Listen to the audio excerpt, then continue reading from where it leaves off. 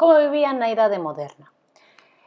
Comezaremos falando da sociedade, que era moi similar á Idade Media, tamén estaba dividida en estamentos, igual o rei arriba, a nobeza e o clero no medio, e abaixo os campesiños, artesáns, pero esta pirámide dividíase en privilexiados e non privilexiados. Obviamente os privilexiados eran o monarca, o alto clero e a nobleza, e os cabaleiros, etc. E despois esos non tiñan que pagar impostos e eran, polo tanto, os donos das terras. Agora, obviamente, os non privilexiados eran quen as traballabas, sobre todo os campesiños. Pero aínda que non foras campesiños, eras artesán ou eras comerciante, tamén tiñas que pagar impostos. Polo tanto, agora vamos falar da economía.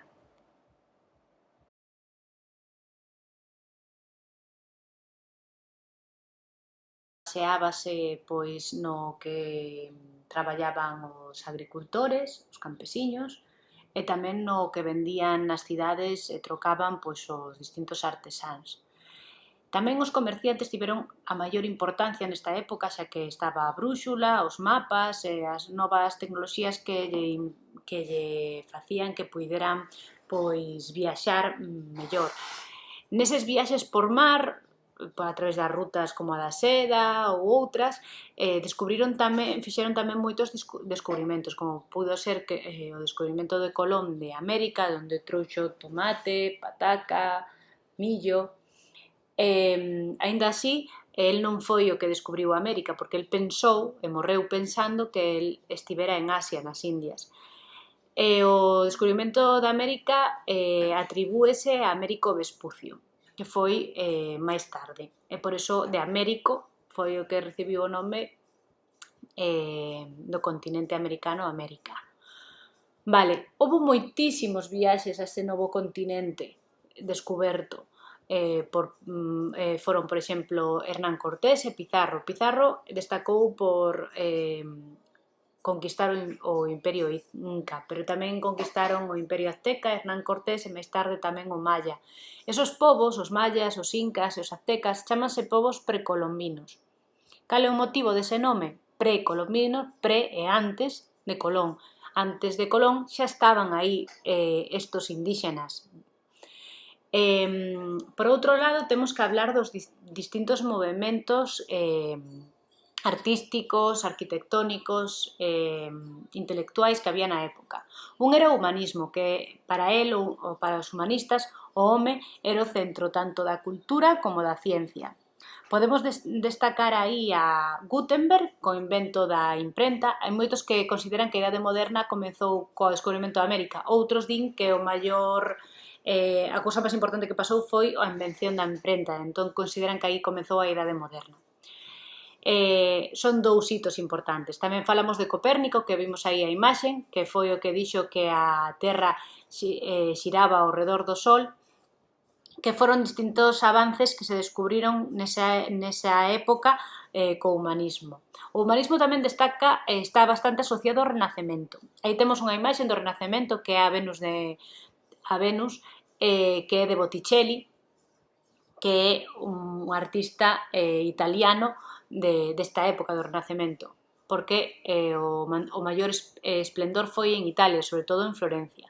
Podemos destacar a Da Vinci, que é moi conocido non só como pintor, senón como arquitecto, botánico, etc., porque tivo moitas profesións.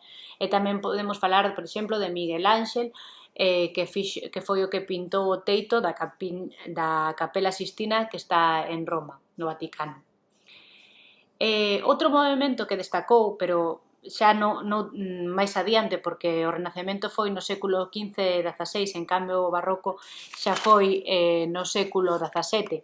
O Barroco destaca por empregar esos frontes abertos, rotos, que son o que lle dan sensación de movimento, e tamén esas columnas que se chaman columnas salomónicas, que non soportan moito peso, pero que sí son moi decorativas, son como un tornillo enroscado. Esta época tamén destaca polos múltiples reinados, comenzando cos reis católicos que unificaron os territorios de Castela e de Aragón. Isabel era de Castela e Fernando de Aragón. Aínda así, unificando os seus reinos, quedaba un último reducto, o reducto do Nazarí de Granada, que aínda estaban aí os árabes, pero unha vez expulsados tamén conseguiron ese territorio de Granada e quedou unha conquista para despois, que foi pois o reino de Navarra, que aínda quedaba, pero despois xa se fixeron con toda a península. Despois dos reis católicos, temos que falar dos Austrias e dos Borbóns, que vamos falar a continuación. A parte que toca explicar agora é a parte máis difícil, que son os reinados de todos os reis que hubo na Idade Moderna, comezando cos reis católicos, que é o que máis coñecedes, a Isabel e a Fernando, Isabel de Castela e Fernando de Aragón, que unificaron os seus reinos e logo quedáballe conquistar o reducto nazarí de Granada, que cando conquistaron foi cando acabaron cos árabes na península, e despois tamén o reino de Navarra, que aínda resistía, pero ao final unificaron todo. Crearon tamén a Santa Inquisición, que se encargaba de impoñer a religión católica, polo tanto expulsaron a todos os xudeos que quedaban en España. E tamén crearon a Santa Irmandade, que se encargaba dos impostos e tamén de velar por esos roubos que había nos camiños, eran como os primeiros policías que houbo na época. Despois dos reis católicos, comezaron a gobernar a Casa dos Austrias. Se os reis católicos gobernaron no finais do século XV e comezos do século XVI, os Austrias gobernaron no século XVI e XVII.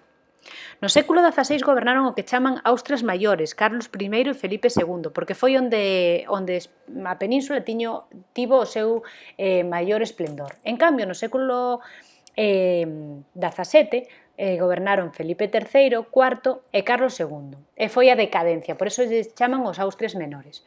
Se comezamos falando de Carlos I, os seus avós maternos eran os reis católicos, por lo tanto xa sabemos todas as conquistas que tiña. E ademais tamén herdou múltiples reinos dos seus avós paternos. Preguntaredesvos, que reinos?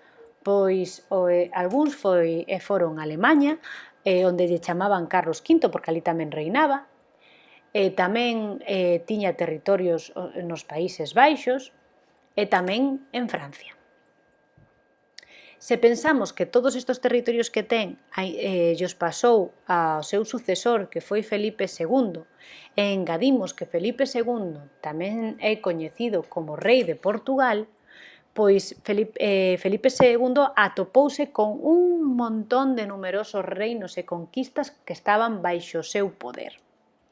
Por iso se chama, nese momento, a península era como a máxima potencia a nivel mundial. Cando é a máxima potencia é porque ten a maior forza e o maior poder, e que tiña casi conquistas en todos os continentes, en case todos, vamos. En que continentes? Pois tiña conquistas en América, xa sabemos que algunhas delas herdadas dos reis católicos. Tiña conquistas en Asia, tamén conquistas en África, e como non en Europa, que case todo herdado do seu predecesor Carlos I. Se continuamos no século XVII, agora, xa dixen que eran os Austrias Menores porque comezou a decadencia.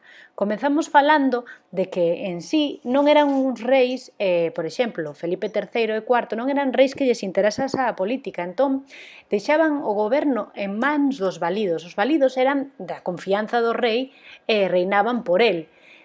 O que reinou por Felipe III foi o duque de Lerma, que foi o que expulsou os mouriscos da península. Quen eran os mouriscos? Se recordamos, eran aqueles musulmáns que tiveron que convertirse ao cristianismo.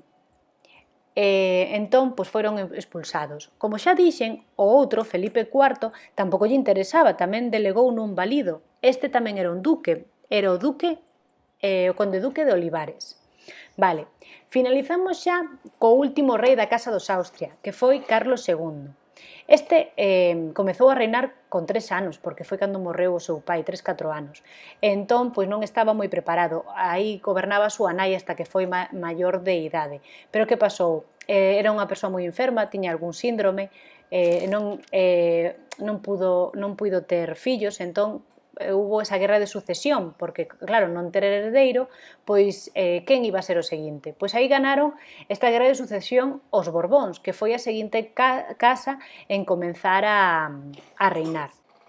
O goberno dos Borbóns foi, polo tanto, no comezo do século XVIII. Comezamos falando de Felipe V. Felipe V que quería impoñer unha lei sálica que impedía e excluía de gobernar as mulleres. O único que conseguiu que fora aceptado nas cortes foi pois, que a sucesión primara sempre que fora nun varón, e se non había, só no último caso, pois acudiríase a unha muller.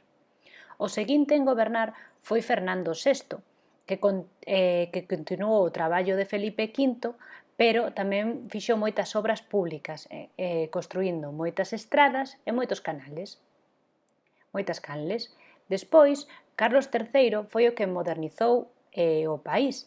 Entón, houve moitas melloras en agricultura, industria, comercio, crearon bibliotecas, creáronse museos, e melloras en educación. Estes museos, pois, a colección que comenzaron foi a colección que posteriormente deu lugar á parte da colección do Museo do Prado.